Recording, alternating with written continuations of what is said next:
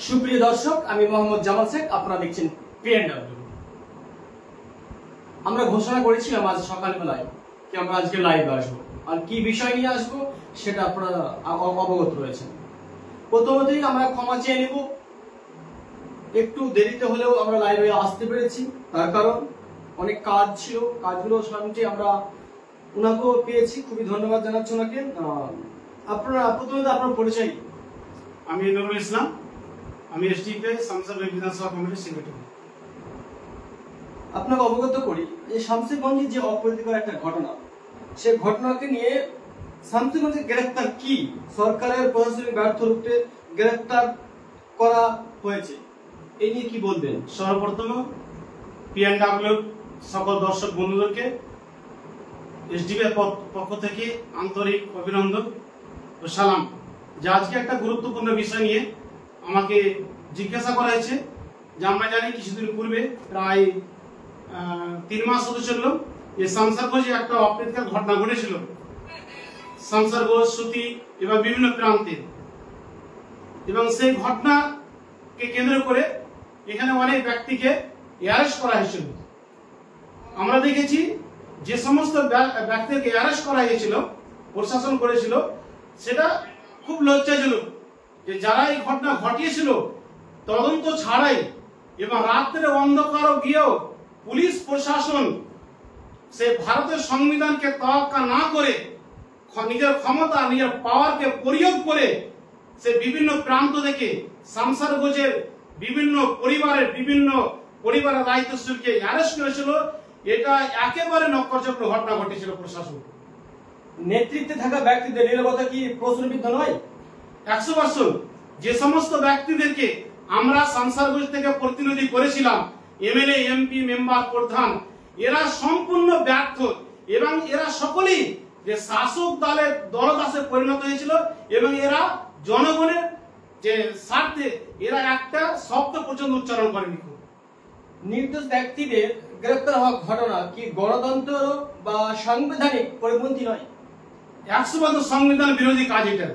যারা নির্দোষ ব্যক্তি তাদেরকে অ্যারেস্ট করা হয়েছিল, এটা হচ্ছে সংবিধান সম্পূর্ণ বহির্ভূত কাজ। আমরা দেখতে পাচ্ছি শামসেরগঞ্জে যে একাধিক ঘটনা ঘটলো দিয়ে আমাদের রাজ্যের যিনি প্রধান মুখ্যমন্ত্রী তিনি বলছেন যে অকাবিল নিয়ে আন্দোলন হচ্ছিল, সেটা বলতে আপনারা দিল্লি গিয়ে করুন। তা সত্ত্বেও দেখলাম হাজার হাজার মানুষ শামসেরগঞ্জ ছেড়ে কিনারগঞ্জে যাচ্ছে, কিনারকাতে যাচ্ছেন, এই বিষয়ে কি বলবেন? সত্যিকারই যে মমতা ব্যানার্জি মুর্শিদাবাদে এসে তিনি বলেছিলেন যে ওয়াকাম নিয়ে আন্দোলন করতে হলে পরে দিল্লিতে গিয়ে আন্দোলন করুন। এটা একটা লজ্জাজনক ঘটনা। এবং তারপরে আমরা মমতা ব্যানার্জিকে দেখতে পাচ্ছি তিনি স্বয়ং বিজেপির বিরুদ্ধে পশ্চিমবাংলাতে আবার মিটিং মিছিল সমস্ত কিছু করছে। এটা একমাত্র মমতা ব্যানার্জি 2026 ইলেকশন এরা আবারও ক্ষমতায় দখল করার জন্য, আজকে বিরোধীকে শূন্য করার জন্য এই সমস্ত পরিকল্পনা শুরু করেছে। সাথে সাথে মমতা ব্যানার্জি এবং বিজেপির সাথে একটা গোপন যে আঘাত আছে, এই কথা থেকে আমরা পরিষ্কার। কিন্তু আমি আবারও অন্য প্রশ্নের দিকে আগাবো। এই ঘটনার পরেও জনগণের সরকারের উপর আস্থা থাকা কি সরকারের সাফল্য না কি জনগণের সহনশীলতা? এই ঘটনার পরেও যে জনগণ যে শাসক দল হয়ে যে মিটিং মিছিলে যাচ্ছে, এটা জনগণ একটা নিরুপায়ের মধ্যে দিয়ে আমরা সোশ্যাল মিডিয়ার মাধ্যমে দেখতে পাচ্ছি বিভিন্ন জায়গাতে যে কলকাতায় যে 21শে জুলাই যে বিভিন্ন প্রান্ত থেকে যে জনগণকে নিয়ে যাওয়া হয়েছে, কোথাও টাকা দিয়ে, অর্থ দিয়ে, বিভিন্ন রকম লোক দেখিয়ে, এবং এটাও বলা হয়েছে যদি প্রোগ্রামে না যাওয়া হয় সরকারি অনেক রকম সুখ সুবিধা থেকে বঞ্চিত করা হবে। শুধু ভয়ের কারণে গেছে, সরকারকে ভালোবেসে কেউ কিন্তু যায়নি, এটা আমার ধারণা। এবারে আপনার দিকে প্রশ্ন ছড়ি। আমার প্রশ্ন হচ্ছে, আপনি একজন এসডিপি পার্টি দায়িত্বশীল, এই ঘটনায় আপনাদের নেতা কর্মী অ্যারেস্ট হয়েছে মনে হচ্ছে, হয়েছে? হ্যাঁ, হয়েছে। আপনাদের কোনো রাস্তায় নেমা প্রতিবাদ নেই, তাহলে কি জনসাধারণ মানুষের প্রশ্ন সত্যি আপনাদের ভোটের সময় ভোট বিক্রি করেন আর বিজেপি দালালি করেন? এটা ভুল কথা যে আমরা শুধু ভোটের সময় রাজনীতি করি। আর এটা সত্যি যে এসডিপিআই সুতি বিধানসভা কমিটির যিনি প্রেসিডেন্ট ইমদাদুল হককে পুলিশ অ্যারেস্ট করেছে, এটা সম্পূর্ণ মিথ্যা। কারণ আমরা জানি যে এই ঘটনা ঘটে, ইমদাদুল ভাই যে সুতি থানার আন্ডারে কাশীনগর বাড়ি, উনি বাড়িতে ছিলেন। সুতি থানার ওসি বিজন রায় তিনি ফোন করে তাকে ডেকেছিলেন যে ভাই আপনি আসুন, আমাদের সহযোগিতা করে দিন।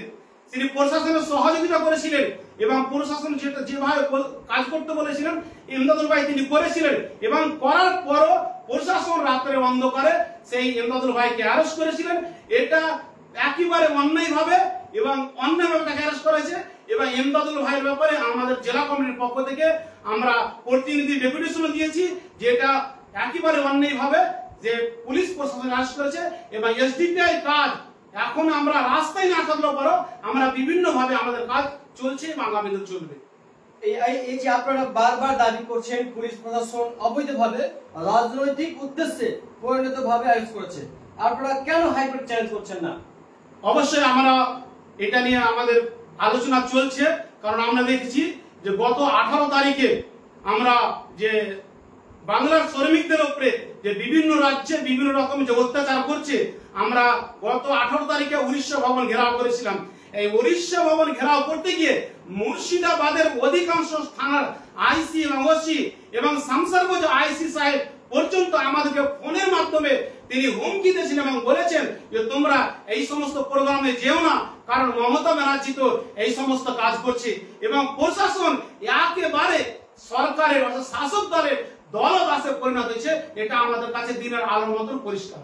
কিন্তু যে পুলিশ মন্ত্রী রয়েছেন মমতা মুখোপাধ্যায় নিজেই, তিনি তার কথা শুনবেন। আসলে প্রশাসনের কাজ ছিল কি? নিরপেক্ষ ভূমিকা পালন করা, সে শাসক হোক বিরোধী হোক। কিন্তু আমরা আজকের দিনে দেখতে পাচ্ছি যে প্রশাসন নিজের মেরুদণ্ডটাকে শাসক দলের কাছে বিক্রি করে দিয়েছে। এবং আমি আজকের এই বার্তা দিয়ে বলতে চাই, প্রশাসনকে বলতে চাই যে আপনি যেই সংবিধানকে হাতে নিয়ে শপথ নিয়ে যে আপনি আপনার দায়িত্বে বসেছেন, আপনি এই সংবিধানকে সামনে রেখে যারা শাসক বিরোধী উভয় পক্ষকে আপনারা যদি সঠিক নজরে দেখেন, তবে আমি মনে করি আগামী দিনে শামসারগঞ্জ, ধুলিয়ান তথা মুর্শিদাবাদ, পশ্চিম বাংলাতে কোন এক জায়গাতে অপ্রীতিকর কোন ঘটনা ঘটবে না। যদি প্রশাসন যদি সক্রিয় ভূমিকা পালন করে এবং নিরপেক্ষ ভূমিকা পালন করে, তবে কোথাও কোনো অপ্রীতিকর ঘটনা ঘটবে না। এটা আমি এসডিপি এর একজন দায়িত্বশীল হিসেবে দায়িত্ব নিয়ে বলতে পারি। এবং প্রশাসনের কারণে অধিকাংশ যে সমস্ত অপ্রীতিকর ঘটনা ঘটছে, প্রশাসনের ব্যর্থতার কারণে এই অপ্রীতিকর সবচেয়ে বেশি ঘটছে। তো দর্শক, আমরা একাধিক প্রশ্ন ওনাকে করলাম এবং যেটুকু ওনার কাছ থেকে উঠে আসছে বা আমরা জানতে পারছি যে অপ্রীতিকর ঘটনা ঘটছে, এটা সম্পূর্ণ প্রশাসনের ব্যর্থতার কারণে। তারা যদি শক্ত হাতে দায়িত্ব নেই কি কোনো জায়গায় কোনো দুর্ঘটনা হতে দেব না, তার কারণ আমরা দেখেছি প্রত্যেকটা গ্রামে সিভিক ভাইরা রয়েছে, প্রত্যেকটা পঞ্চায়েতে ভিলেজ ভাইরা রয়েছে, অর্থাৎ ভিলেজ পুলিশরা রয়েছে, এবং থানাতে কনস্টেবল এসআই তো রয়েছেনই। তা সত্ত্বেও এই যে একের পর এক অপ্রীতিকর ঘটনা ঘটছে মুর্শিদাবাদকে কেন্দ্র করে, কেন? আপনাদের কাছে প্রশ্ন থাকছে, যখন শামসেরগঞ্জে এই অপ্রীতিকর ঘটনা ঘটেছে তা সত্ত্বেও কোন রাজনৈতিক দল তাদের হয়ে কথা বলেনি, যাদেরকে অ্যারেস্ট করেছে নির্দোষ ব্যক্তি। আমি এটা বলছি না, পুলিশ যাদেরকে অ্যারেস্ট করেছে যদি তারা দোষী হয় ঠিক রয়েছে, যারা যারা যায়নি কোনো আন্দোলনে, ভাঙচুরে, লুটপাটে, তা সত্ত্বেও তাদেরকে অ্যারেস্ট করা হয়েছে। আমার কাছে প্রমাণ রয়েছে, আমার কাছে তথ্য রয়েছে, তারা কেন আন্দোলন করতে যায়নি? তারা গরিব ঘর বলে, গরিব ঘরের ছেলে বলে, তাদের কাছে পয়সা নেই, তার জন্য তারা কোনো কিছু করতে পারছে না। তার জন্য 3 মাস ধরে একই রকম তারা পড়ে রয়েছে। দর্শক, সত্যি দুঃখজনক। তার কারণ যদি শামসেরগঞ্জের নেতারা, মুর্শিদাবাদের নেতারা যদি এই ঘটনা ভালোভাবে তদন্ত করতে দিত পুলিশকে, বা পুলিশ তদন্ত ভালোভাবে করতো, তারা যদি এগিয়ে আসতো, তাহলে কিন্তু এত বড় দুর্ঘটনা ঘটতো না। দর্শক, আমরা ধন্যবাদ জানাবো এসডিপিআই এর নেতা নুরুল ইসলাম সাহেবকে। তিনি আমাদের স্টুডিওতে এসেছেন এবং তিনি তার মূল্যবান কথা বললেন এবং তিনি যা প্রশ্ন করলাম তার জবাব দিলেন। এখান থেকেই আমি আমার ভিডিও শেষ করছি। ভিডিওর কোন পার্টটা ভালো লেগেছে অবশ্যই কমেন্টে জানান এবং বেশি বেশি করে শেয়ার করুন। ধন্যবাদ।